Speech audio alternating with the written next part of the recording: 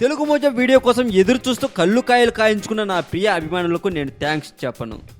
అందుకు కారణం ఉంది. కారణం చెప్పు అని అడిగితే చెప్పడానికి నాకేం ప్రాబ్లం లేదు. విన్న తర్వాత మీరు ఎక్కడ బాధపడతారో అని నేను బాధపడడం వల్ల చెప్పలేకున్నాను. So cool. ఇక స్టోరీలోకి వెళ్దాం. అది పాండవులు కట్టించిన కట్టడం, కానీ అది మాత్రం సముద్రం మధ్యలో ప్రశాంతంగా ఉంది. అక్కడికి వెళ్ళాలని నీకు ఉంటే సరిపోదు, నువ్వు అక్కడికి రావాలని దానికే అనిపించాలి. అప్పుడు అదేం చేస్తుందో తెలుసా? అలా కాదని దాని దగ్గరికి వెళ్ళాలని ట్రై చేస్తే ఇక అంతే. మెయిన్ టాపిక్లోకి వెళ్ళే ముందు మీకు నిన్నటి వీడియో గురించి చెప్పాలి. 1 రోజు 2 రోజులు మీకు ఛాన్స్ ఇచ్చాను, కానీ కరెక్ట్ సమాధానం మాత్రం మీ దగ్గర నుండి రావట్లేదు. అందుకే నేను ఒక నిర్ణయానికి వచ్చాను.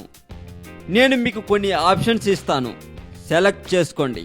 దేహం కాలుతున్న దాహం అని అడిగేది ఏ, దీపం, బి కాచుతున్న పాలు, సి ఆత్మ, డి నేను చెప్పను అన్నట్లు ఆప్షన్స్ ఇచ్చాను. కనుక మీకు ఒక కండిషన్. నేను అక్టోబర్ 31, 2016 మళ్ళీ వినండి, అక్టోబర్ 31, 2016 తేదీ 3 వీడియోలు పబ్లిష్ చేశాను తెలుగు మోజో ఛానల్లో. వాటిలో హైయెస్ట్ వ్యూస్ వచ్చిన ఒక వీడియో ఉంది. ఆ వీడియో టైటిల్ని మీరు చూజ్ చేసుకునే ఆన్సర్తో పాటు కామెంట్ పెట్టండి. మళ్ళీ వినండి, ఆ వీడియో టైటిల్ని మీరు ఇందులో చూజ్ చేసుకునే ఆన్సర్తో పాటు కలిపి కామెంట్ రూపంలో పెట్టండి. పెట్టిన వాళ్ళ అందరిలో ఒక ముగ్గురిని సెలెక్ట్ చేసి మీ చేత సెల్ఫీ వీడియోని తీయించి తెలుగు మోజో ఛానల్ గెస్ట్గా తెలుగు మోజో ఛానల్లో పెడతాం. మీకు సెలబ్రిటీ అవ్వాలని ఉన్నా, మిమ్మల్ని లక్షల మంది మా ఛానల్ ద్వారా చూడాలని ఉన్నా ఆలస్యం చేయకుండా స్టార్ట్ చేయండి. కానీ ఒక్క విషయం ఫ్రెండ్స్, ఈ విషయాన్ని సిల్లీగా మాత్రం తీసుకోవద్దు. ఎందుకంటే ఏ సిల్లీ న్యూస్ మన జీవితం మార్చేస్తుందో మనకే తెలియదు. So start. ఇప్పుడు మెయిన్ టాపిక్లోకి వెళ్దాం. సముద్రం మధ్యలో ఒక ఆలయం, ఇంతకీ అదెక్కడ? ఇప్పుడు మనం తెలుసుకుందాం. అది మన భారతదేశంలోనే అరేబియా సముద్రం లోపల ఉంది. ఇక్కడికి వెళితే రాగలమో లేమో అనే ప్రశ్నకి సమాధానం కూడా చెబుతాను.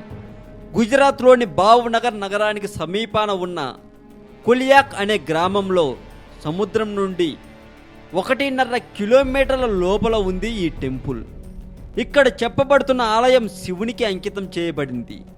ఇందులో శివలింగం ఉంటుంది. ఇదే ఇక్కడ ప్రధాన దైవం.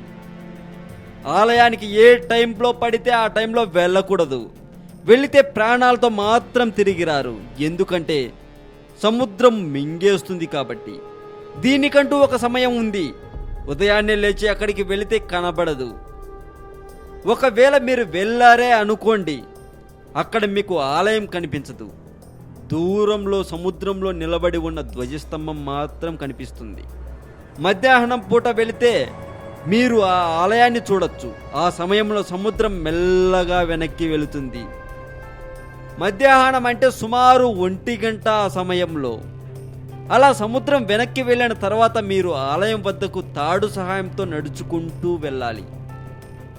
అక్కడికి వెళ్ళి ఆలయంలో పూజలు కూడా చేయొచ్చు. ఇలా రాత్రి 10 గంటల వరకు మీరు అక్కడే ఉండొచ్చు. ఆలయంలో హాయిగా గడపచ్చు. ఆ సమయం దాటితే మాత్రం వెనక్కి వచ్చేయాలి. అలా కాకుండా నేను అక్కడే ఉంటాను అని మారం చేస్తే సముద్రంలో కలిసిపోతారు. రాత్రి 10 దాటితే సముద్రం మళ్ళీ ముందుకు వస్తుంది. గుడిని ముంచెత్తుతుంది.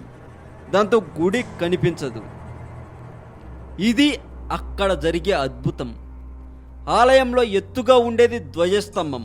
సుమారు ఆ లెవెల్ వరకు, అంటే 20 మీటర్ల ఎత్తు నీళ్లు వచ్చేస్తాయి. ఇలాగా కొన్ని వందల వేల సంవత్సరాల నుంచి జరుగుతుందట అక్కడ. ఈ ఆలయాన్ని పాండవులు నిర్మించారని స్థల పురాణంలో చెబుతుంది. పాండవులు పూజలు చేసి ప్రతిష్ఠించిన 5 శివలింగాలు ఇప్పటికీ ఆలయంలో చెక్కు చెదరకుండా ఉన్నాయి. పౌర్ణమిలో చంద్రుని వెన్నెల కాంతిలో సముద్రం ముందుకు వచ్చి మెల్లగా తనలోకి గుడిని తీసుకుపోవడం అద్భుతంగా కనిపిస్తుందట అక్కడ. ఇలాంటి ఎన్నో వింతలు మన మధ్య, మన భారతదేశంలోనే ఉన్నాయి. అవన్నీ తెలుసుకున్నాక మీకోసం ఒక వీడియో చేసి పబ్లిష్ చేస్తాను. అంతవరకు చూస్తూనే ఉండండి తెలుగు మోజో ఛానల్. అన్నట్లు చెప్పడం మర్చిపోయాను, మీరు ఆన్సర్ చూస్ చేసుకున్నాక అక్టోబర్ 31, 2016వ తేదీన తెలుగు మోజో ఛానల్లో పబ్లిష్ చేసిన 3 వీడియోల్లో నుంచి హైయెస్ట్ ఎక్కువ వ్యూస్ వచ్చిన ఒక వీడియోని సెలెక్ట్ చేసి ఆ టైటిల్తో పాటు మీ సమాధానాన్ని కామెంట్ రూపంలో చెప్పండి. కరెక్ట్ సమాధానం చెప్పిన వాళ్ళలో ముగ్గురిని సెలెక్ట్ చేసి వాళ్ళ చేత సెల్ఫీ వీడియో తీయించి మా తెలుగు మోజో ఛానల్లో పబ్లిష్ చేస్తాం. మీరు సెలబ్రిటీ అవ్వాలని ఉంటే, మిమ్మల్ని తెలుగు మోజో ఛానల్ ద్వారా లక్షల మంది చూడాలి అనుకుంటే ఆలస్యం ఎందుకు, స్టార్ట్ చేయండి.